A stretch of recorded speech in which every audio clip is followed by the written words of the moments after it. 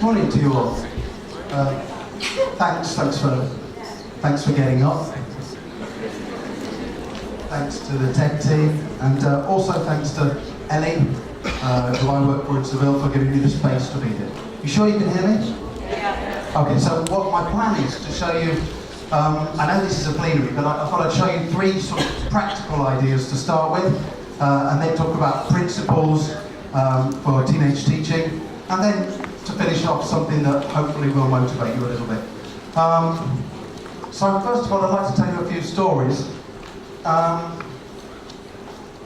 This comes from a book called Straw Peter, which is available on the Project Gutenberg online. And I'll be leaving the presentation here with the TED team, so you can get the presentation and go through it, follow the links, etc., etc. So I want to start off with Fred. Fred's a naughty boy. Fred doesn't treat animals very nicely. You can see that he's killed the birds. He's actually pulling the wings off a fly. You can see the cat there, and that's his mum. His mum's crying. She's saying, "Oh, Ted, oh, Fred, you're a naughty boy. What are you going to do with that whip?" He says, "I'm not going to do anything with the whip, Mum." She doesn't really believe him, but off he goes. This is Trey the dog. Trey the dog sees him coming, and he says to Fred, "If you whip me, I'm going to bite you." And Fred says, "Don't threaten me." And Trey says, "It's not a threat, it's a promise. If you whip me, I'm going to bite you." What do you think happens?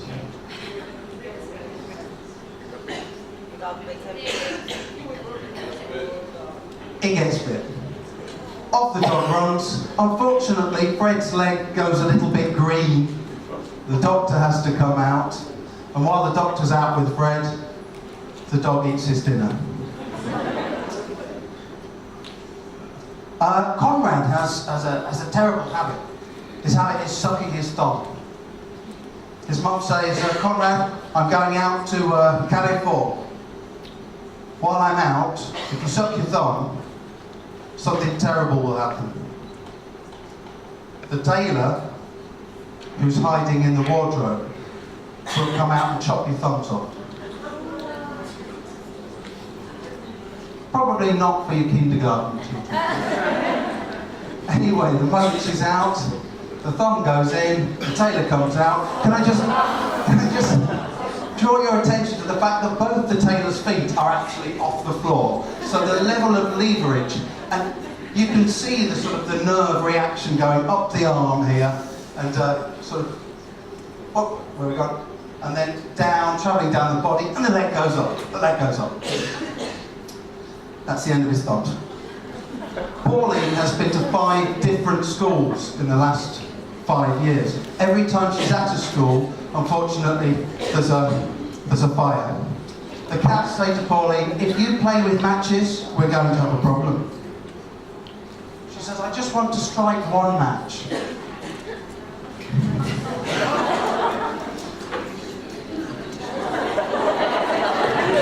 You can use this picture to teach a lake of tears, if you do so wish. Casper, this big strong boy. Casper's parents say, "Casper, eat your dinner. If you don't eat your dinner, you'll get thinner and thinner." Casper doesn't eat his dinner. You have to show this one with a certain sensitivity, depending on you know, who you've got in the room of your class. If you've got somebody who you know has an issue with eating, then probably not show this one.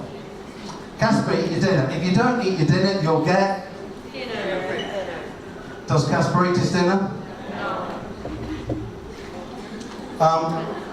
Casper, eat your dinner. If you don't eat your dinner, and then you're done. I first saw this story when I was 4 years old, and I used to read it backwards so that he got more healthy. So, what did the dog say to Conrad? If you... What did Conrad's mum say to him?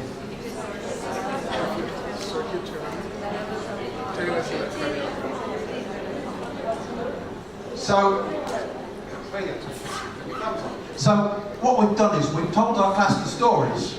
We haven't even mentioned the first conditional, but they've just seen 4 first conditionals. And we can draw those out, we can get the class to retell the stories, and we've embedded our target language in something that's meaningful, rather than say, hey, we're going to do the first conditional. It's if, plus present, plus comma, unless you turn it round, plus will. And then we can go and we can work the third conditional as well. So here we've got the conditionals here, but the dog, because the third conditional is the condition of na na na na na. Yeah? If you hadn't whipped me, I wouldn't have bitten you. My idea is that if we can get our students remembering 4 first conditionals and 4 third conditionals, then they have a good chance of being able to create number 5 by themselves. Are you with me on that? All right. We can bring that up to date if we want to. We can show our students fail videos. So there's a little girl and somebody throwing her a water bottle. We stop the video. If the little girl doesn't move, she's going to get hit in the... And we've got a first condition. She does get hit in the face. Yeah, I'm sorry. I know it's early in the morning. If the car keeps going forward, the piece of wood is going to go through the... And again, we can use this to work the third conditional. Conditionals, they're out there everywhere, yeah? We just have to grab hold of them. Okay, if you're like me, you've probably been asking your students to write reports for many years about things that they have very little experience of. And even when you ask them to write a report about something that you think they do have experience of, maybe they can't think of the criteria. So you ask them to write a film review. Well, what do I say, teacher, above and beyond to describe the story? So I like to give the students the criteria by which they're going to do their report. We put them in groups. One person in the group sits in the middle. They say the name of a film they're going to talk about, and everybody else in the group asks them a question using these parameters. And if we have lower levels, we grade the language by making sure that the criteria and the parameters are all in complete sentences. We can do the same for a restaurant or a cafe. If you ask them to review a restaurant, they probably haven't got that there, but if you give them the parameters, then immediately they're better off. And we can do this as a speaking activity to start with, and then we send them away to do the write-up, or they do the write-up as an in-class writing. And we can do the same with a website. They use websites every day, but again, we can help them by giving them the critical parameters by which they can evaluate these things. You with me so far? Now, the benefit that you guys have got is that your students come to English from somewhere else. You've got a whole environment to draw on. So instead of just saying, do a film review, we can ask them to review something they've just been doing. So they've all got school books. They've probably got lots of them. They could take any school book and review it. Is it heavy? Has it got pictures? Do I like it? Do I understand it? Their world is basically school books, isn't it, for various hours a day. So we can ask them to review, and it doesn't have to be an English book. They can review one of their science books. They can review one of their PE books. They can review a clip. And again, if you just ask them to review a clip, they'll probably just tell you about the story. So we can give them all these parameters to start with. They do it as a speaking, then they do the review. Maths. Review a maths problem. When did you first learn to do long division? When did you first learn trigonometry? How easy was it? Did the teacher have to explain it various times? Was it fun? Was there an exam? Did you use a calculator? So we're asking them to talk about their world. And finally, we can ask them to review a school rule. Why does the rule exist? What's the point of it from the teacher perspective, from the student perspective? What happens if you break that rule? Who enforces the rule? When does the rule come into play? So they're looking critically at the world around them. If you're with me so far, say aye. Aye. Okay, the third of the ideas to kick off with. What we tend to do in an English class, I think, is we give our students a title and we ask them to create quite a lot from a small beginning. Well, we can reverse that and we can give them stacks of information and ask them to reduce it down. So I tell my students, imagine you work for a large company and that company is going to have an open day. People are going to come, they're going to look around the headquarters, they're going to maybe look at the products, talk to some of the employees, but as they walk around, they need some sort of guide, like when you visit a library and you have one of these audio things. So you're going to prepare them an information sheet that looks a little bit like this. On the information sheet, you need to include information about the company, when the company began, the products, the vision for the future, etc., etc. In order to help them, I print off the Wikipedia entry for the business.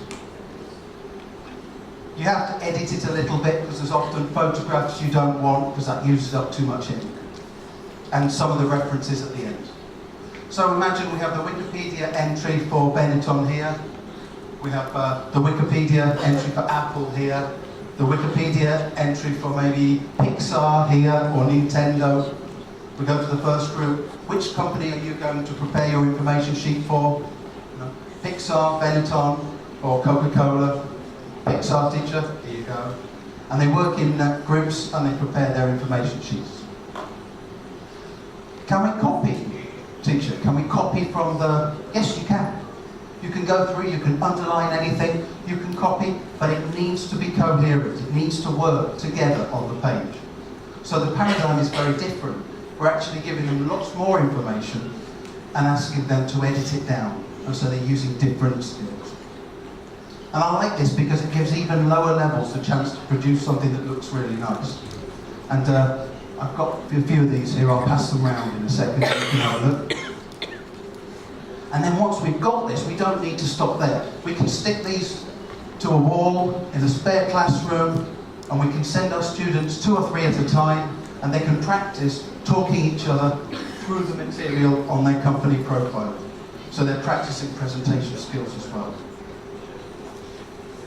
If you're with me so far, say yes, Chrissy boy.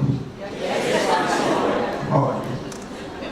Okay, so I'd like you to tell the person next to you, out of those ideas, which one did you prefer? When you hear the sound of my ninja death sticks, it's time to stop talking, I'll show you some more stuff.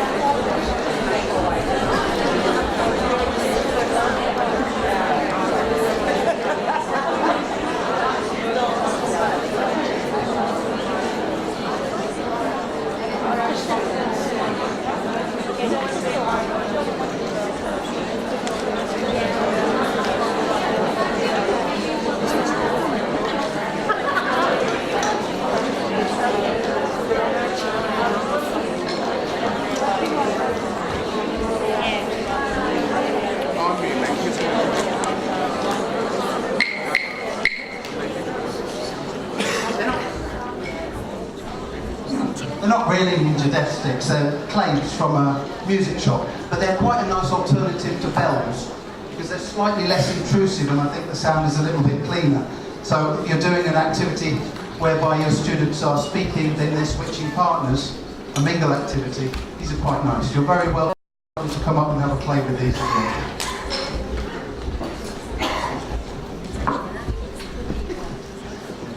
So I'm in class and I've asked Alex to tell me what he did at the weekend. And as he's telling me, Miriam's talking. And I say, thank you, Miriam. Then I ask Alex's brother, Marcos, to tell me what he was doing last summer. And as he's speaking, Miriam's talking. I say, thank you, Miriam, but I'm sorry, I still love you, but you get this. And Miriam says, what is it? I say, I don't know. Bill me on. It just kind of came out. And Miriam looks, and she doesn't know what it is, and I haven't told her, but she knows that she doesn't want it. And I say, you give me 2 minutes without interrupting these guys, and I'll get rid of that. And Miriam says, okay. And she doesn't speak for the next 2 minutes, and I take it away. You don't have to let your students into your disciplinary procedures all the time, yeah? We can play on the edges of their conceptual horizons. So I have a student called Malcolm. Malcolm is speaking throughout the lessons to his friend Maria.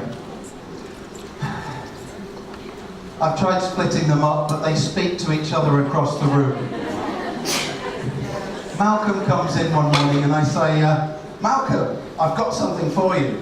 He says, oh yeah, what is it? I say, it's this. What's that? It's a bill.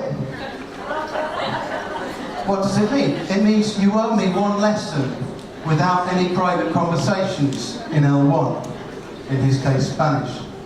He says, what do I do with this, teacher? You pay it. When? Now, by doing it. And if no today, teacher, these were his own words, I said, well, then you have to pay it at a later date, but be careful because the bills might accumulate. And then if you get to a situation where you owe more than you can pay, you're in crisis.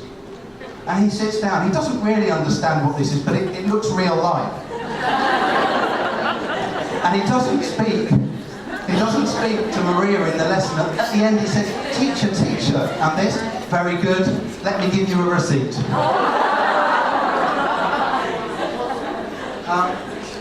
In another class, I've got 2 students called Leonard and Morris. And every time I turn away to the board, they're having a private conversation in gangster. And I know it because they're referencing each other's mothers. So I'm sitting there, I think, what can I do with these boys? The next time they come in, I say to Leonard, Leonard, have a look at this. I've got something for you. Sit down at my teacher's chair, have a look at these 2 options and choose the one you want. Now, Leonard looks at the 2 options.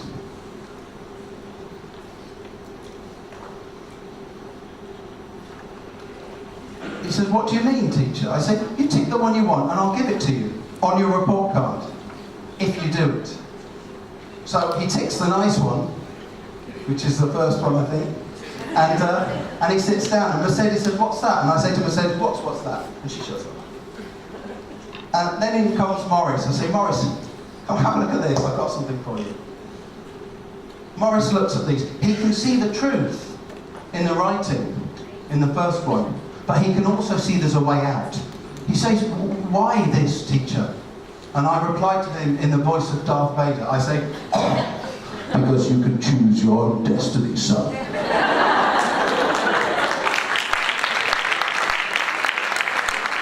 I think the problem we have is we're all nice people. That's why we became teachers. We hate confrontation.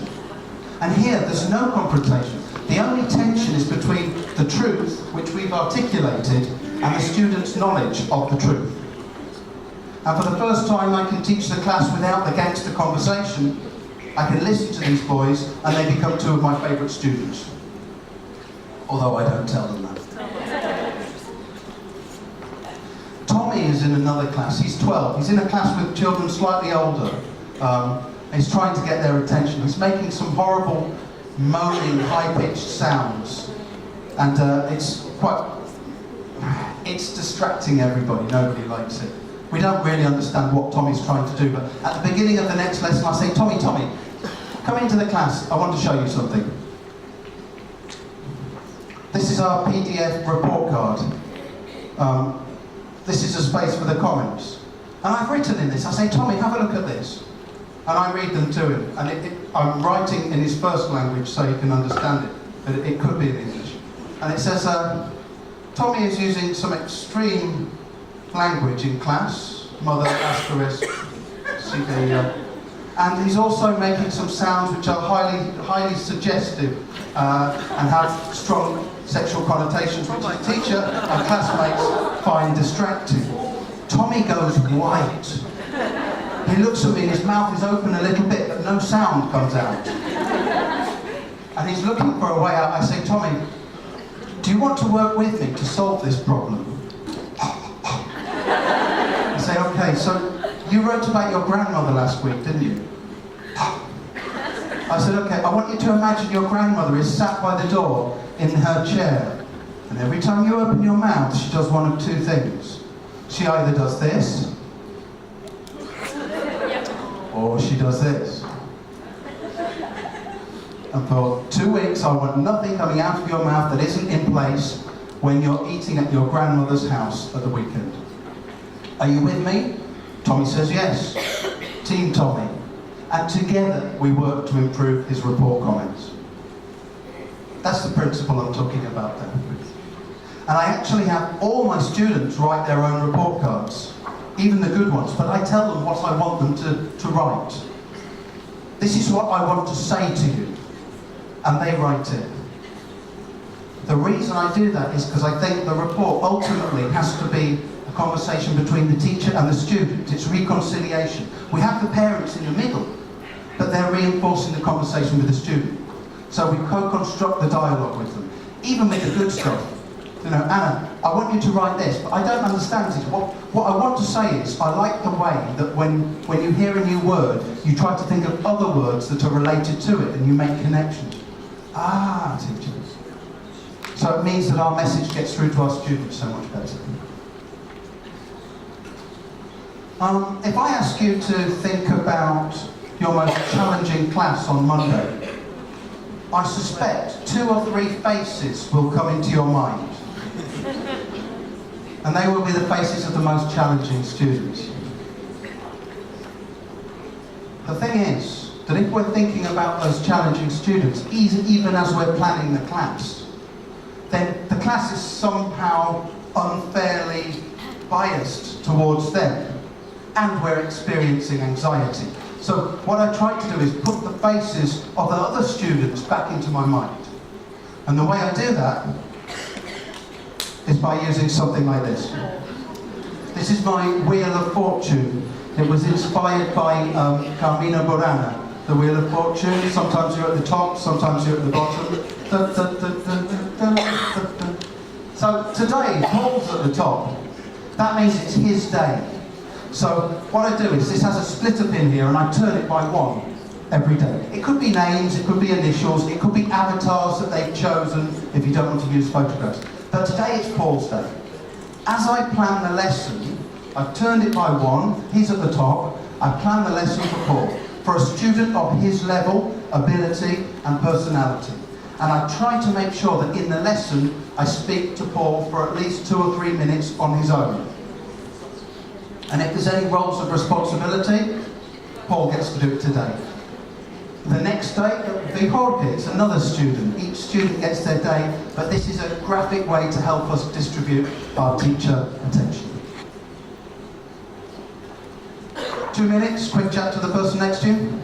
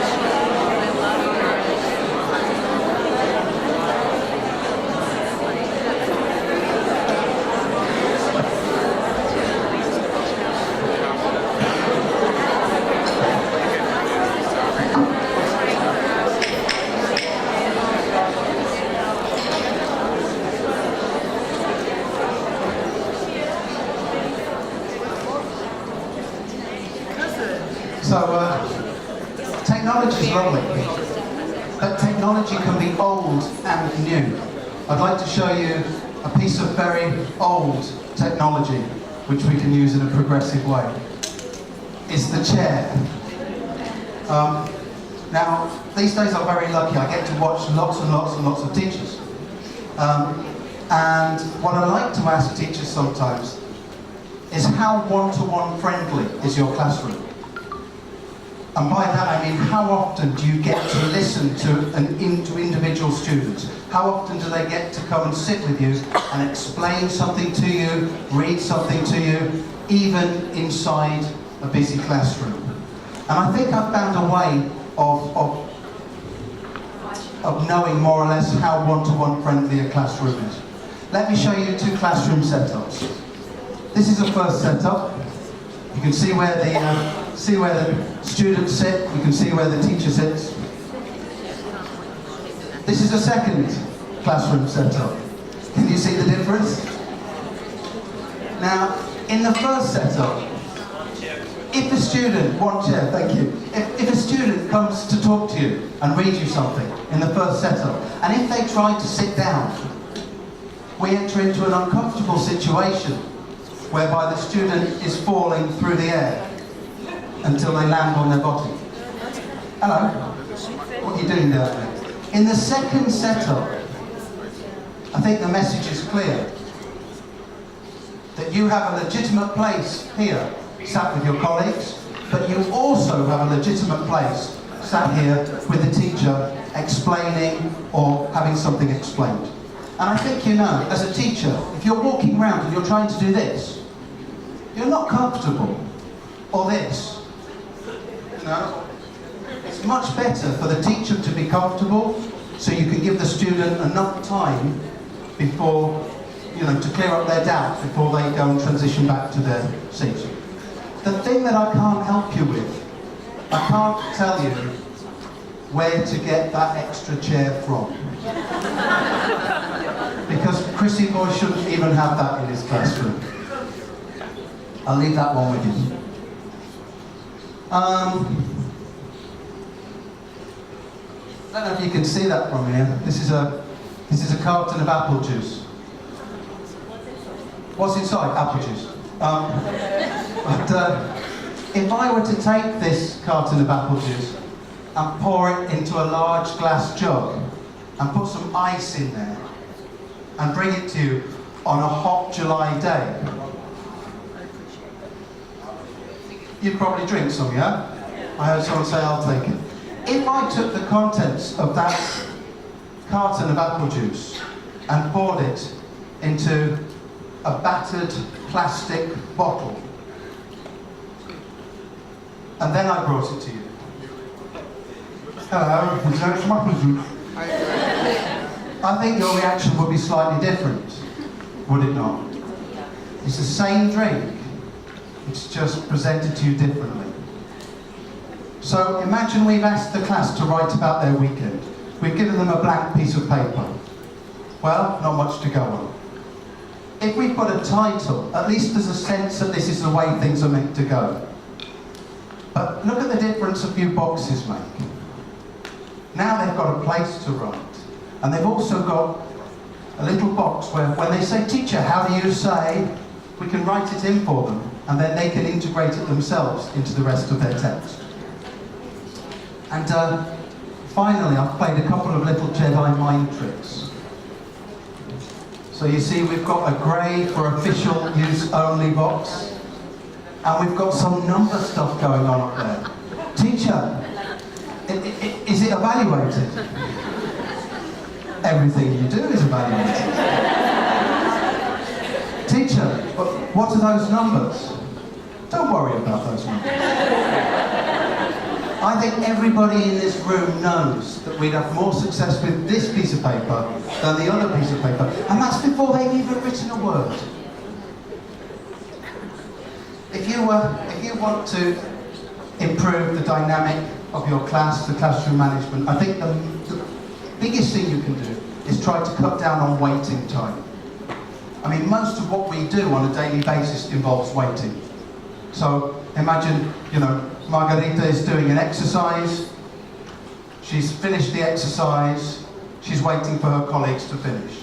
They've all finished. They're waiting for the teacher to realise they've finished. Now we're going over the answers. They're all waiting for their turn, apart from the student who's giving the answer.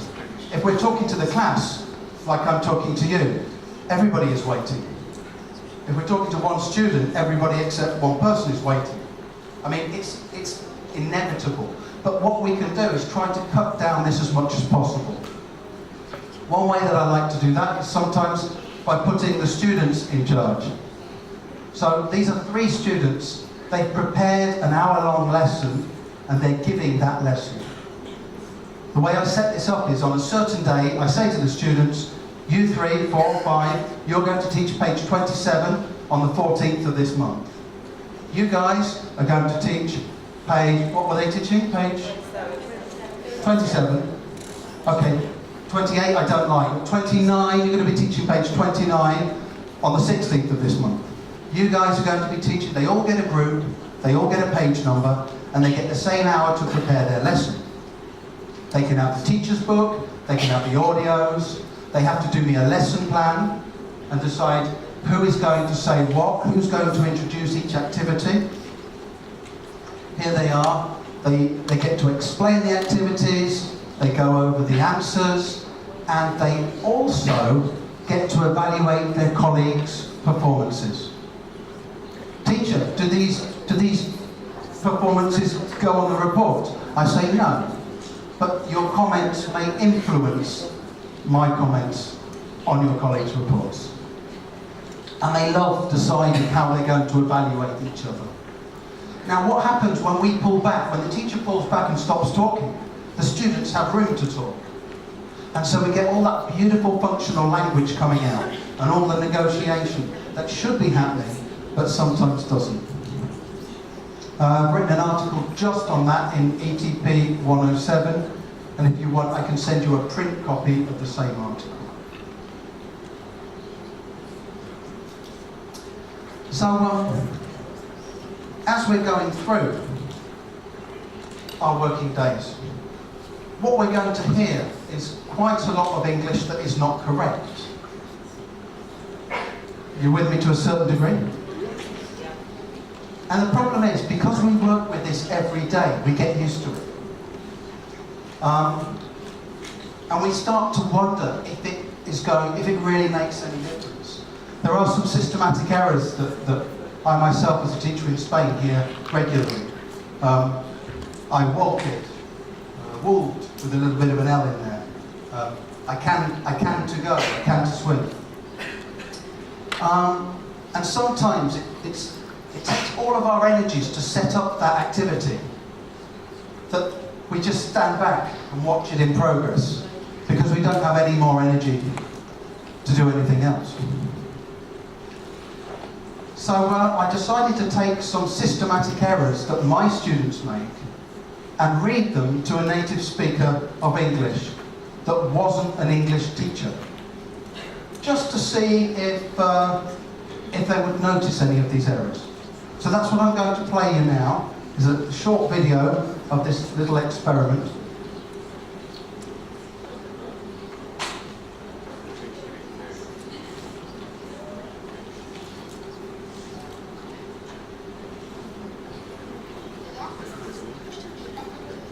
And can we have a bit of sound from the people there? Can we have some sound? Thank you. Oh, there's a man running upstairs, that's a good sign.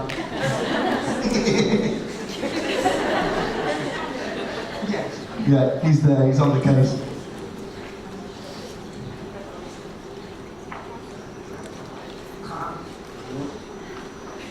We doesn't like... Bit more sound?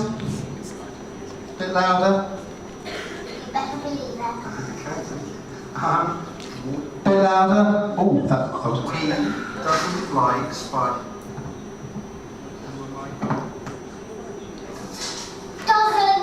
Doesn't like, I believe that. Would it? Yeah, Okay. you better believe that.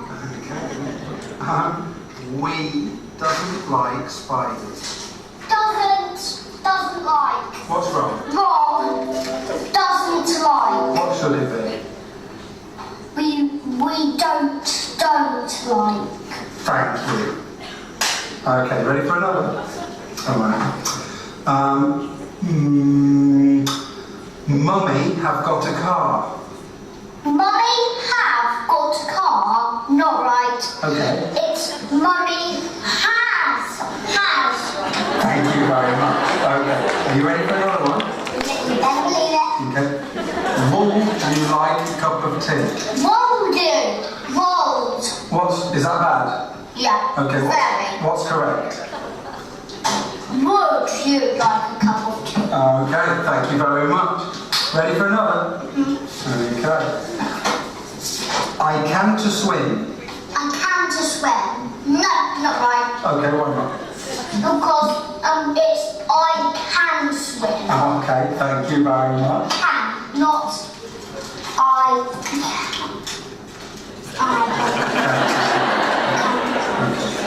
Okay. Are you ready for another? I don't believe it. Cool. I get down in the morning. I get down.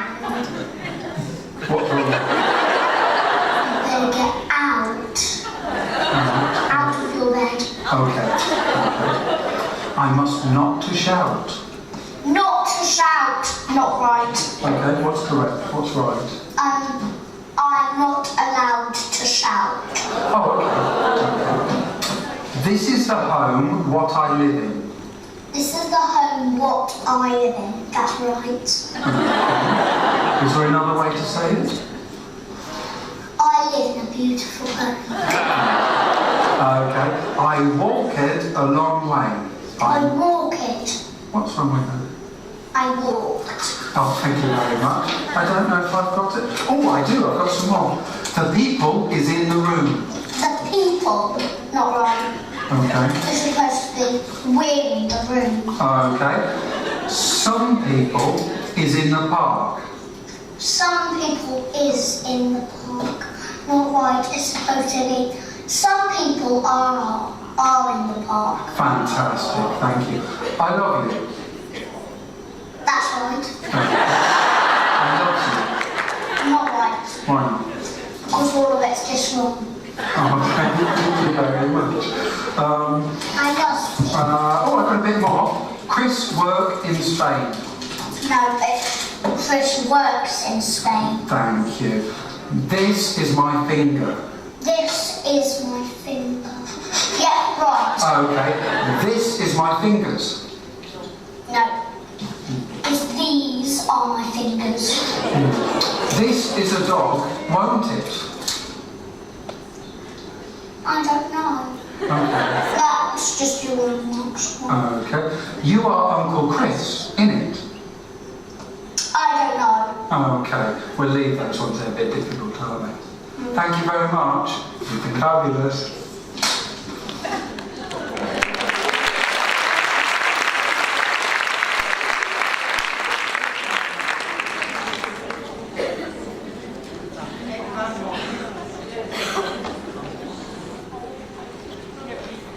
Learning, little by little via PDF. So, I think you can see that that was a little bit of fun.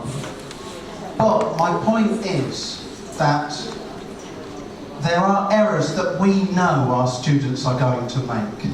So, when I go into class tomorrow, I know that 2 or 3 of my students in any given class will pronounce this word as clothes. And I know that they'll say this instead of this. And I know that 2 or 3 students in each class will spell because like this. And I can choose to get in there straight away and even be proactive rather than wait until those errors come and swamp me. Obviously, the systematic errors for you will be different, but they'll still be there. Yeah? Ladies and gentlemen, a couple of bits of news. In the summer, I'm doing a teaching teams course in London for a week for the lexical lab. If you're in London, come and pay us a visit. This is a methodology book that I wrote recently. This is my Facebook and my Gmail. please get in touch. It's been lovely talking to you. Thank you very much, and have a wonderful remaining